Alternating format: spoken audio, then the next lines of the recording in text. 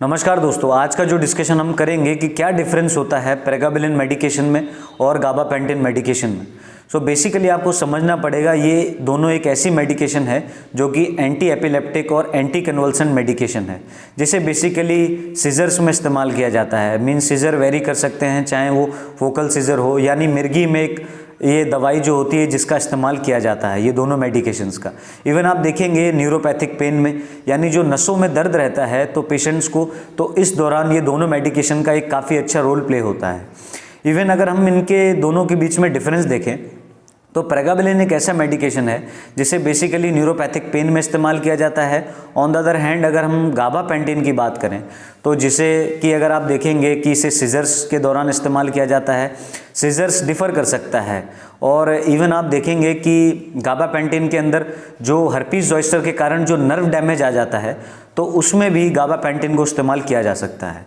अगर हम other uses की बात करें कि क्या प्रेगाबिलिन में अदर यूजेस हो सकते हैं तो पोस्ट थेरेपेटिक न्यूरल्जिया, इसके अलावा फाइब्रोमाइल्जिया जिसमें मांसपेशियों में दर्द होता है यानी मसल पेन एक तरह से महसूस होता है, या spinal cord injury. Spinal cord injury होने के वजह से अगर नर्व्स में डैमेज आ जाता है तो कुछ प्रकार के सेंसेशन लॉस्ट हो जाते हैं जिससे पेशेंट को बहुत ही ज़्यादा दिक्कतों का सामना करना पड़ सकता है। और इवन इसके अलावा भी आप देखेंगे कि फाइब्रोमाइल्जिया के अलावा जैसे जो कंडीशन है और इसके अलावा फोकल सीजर्स में भी इसे इस्तेमाल किया जाता है। और अगर हम बात करें गाबापेंटिन की इसमें तो जो गाबापेंटिन होता है उसे बेसिकली आप देखेंगे कि रेस्टलेस लेग सिंड्रोम में, अल्कोहल विड्रॉल में या कोकेन विड्रॉल में, या इवन आप देखेंगे हाइपरहिड्रोसिस एक ऐसी कंडीशन है जिसमें एक्सेसिव स्वेटिंग आता है पेशेंट को, तो उसमें भी इसे इस्तेमाल किया जा सकता है। या इवन हिकअप्स यानी हिचकी के दौरान भी इसे इस्तेमाल किया जा सकता है। आगे अगर हम जानें कि क्या इन दोनों में डिफरेंस होता है बेसिकली ब्रांड नेम्स में, तो ब्रांड नेम्स की अगर हम बात करें तो ये लाइरिका और इवन अगर आप देखेंगे प्रिगल के नाम से प्रेगाबिलिन एक तरह से बेसिकली मिल सकता है।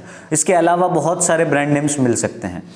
और इसके अलावा अगर हम जानें कि क्या कॉमन ब्रांड नेम्स गाबापेंटिन के होते हैं तो गाबापेंटिन की अगर हम बात करें तो गाबापेंटिन के अंदर गाबापिन, गाबामैक्स ये दोनों एक तरह से इसके अंदर बेसिकली ब्रांड नेम्स मिल सकते हैं।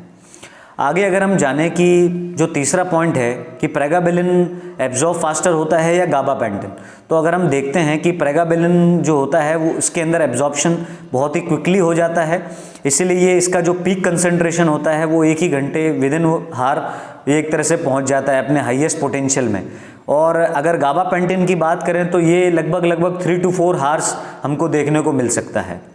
इवन आप देखेंगे कि जो प्रेगाबिलिन एक ऐसा मेडिकेशन है जिसके अंदर हायर एडिक्टिव पोटेंशियल होता है, तो ये एक इम्पॉर्टेंट पॉइंट होता है जो डिफ़र कर सकता है गाबापेंटिन से। एंड इवन आप देखेंगे कि जो गाबापेंटिन होता है ये इंटरैक्ट कर सकता है नॉन स्टेरॉयडल इन्फ्लेमेटरी ड्रग्स से, तो जैसे कि उसमें आइब्रोफेन है, नेप्रोक्सिन है, डाइक्लोफेनेक है, तो इन सब से इसका इंटरेक्शन होता है। तो ये पॉइंट एक तरह से इसके अंदर डिफ़र कर सकता है। इवन अगर हम आगे जानें कि क्या इन दोनों में साइड इफ़ेक्ट्स में सिमिलरिटीज़ हो सकती हैं और क्या बेसिकली डिफरेंस हो सकता है। अगर हम सिमिलरिटीज़ की बात करें, क्योंकि ये दोनों एक तरह से सीएनएस की किसी भी प्रकार की दिक्कतों को एक तरह से नसों की दर्द के लिए एक इम्पॉर्टेंट मेडिकेशन है, तो अगर हम बात करें साइड इफ़ेक्ट्स की तो इसमें बेसिकली आपको ड्राउजीनेस देखने को मिल सकता है, डिजीनेस की परेशानी मिल सकती है, या ट्रिमर्स यानी एक तरह से चक्कर का प्रॉब्लम हो सकता है, और इवन लॉस ऑफ कोऑर्डिनेशन रह सकता है पेशेंट के अंदर। और इसके अलावा विज़न प्रॉब्लम भी देखने को मिल सकता है, डबल विज़न भी पेशेंट को समस्या कर सकती है। इवन अगर हम गाबापेंटिन के अंदर जो डिफ़र कर सकती हैं चीज़ें उसके बारे में बात करें तो उसमें फीवर है, या डिफ़िकल्टी इन स्पीकिंग है, या इवन जो वायरल इन्फेक्शंस देखने को मिल सकते हैं। सो ये कुछ डिफरेंस थे प्रेगाबिलिन और गाबापेंटिन में। So hope you like the video. Thank you friends.